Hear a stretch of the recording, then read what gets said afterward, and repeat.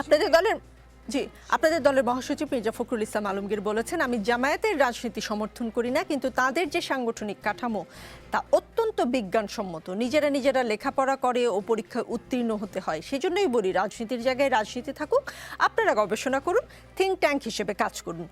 জামায়াতের রাজনীতি সমর্থন করে না আপনাদের দলের মহাসচিব, এটা তার ব্যক্তিগত বক্তব্য, নাকি আপনাদের দলের অবস্থান একটু জানতে চাই। দল হিসেবে বিএনপি জামায়াতের সঙ্গে জোট ছিল, একসাথে আন্দোলনও করেছে, কিন্তু আপনাদের দলের মহাসচিব তাদের রাজনীতি পছন্দ করে না, কিন্তু তাদের সাংগঠনিক কাঠামো আবার অত্যন্ত বিজ্ঞানসম্মত বলছেন। বুঝতে পারছি না কথাটা। 2 মিনিট সময়। আমি আপনাকে একটা কথা বলি, সত্য কঠিন হলেও স্বীকার করতে হয়। আপনার বলে না যে পাপকে ঘৃণা করো পাপীকে না, যদি এটা আপনিও মনের অগোচরে স্বীকার করতে হবে। কেউ যদি সাংগঠনিকভাবে স্টাডি করে, তাকে তার স্টাডিকে মূল্যায়ন করতে হবে। সে জায়গায় আমি মনে করি যে উনি একটা লাইনও ভুল বলে নাই, এবং এটা সত্যি জামাত না শুধু বাম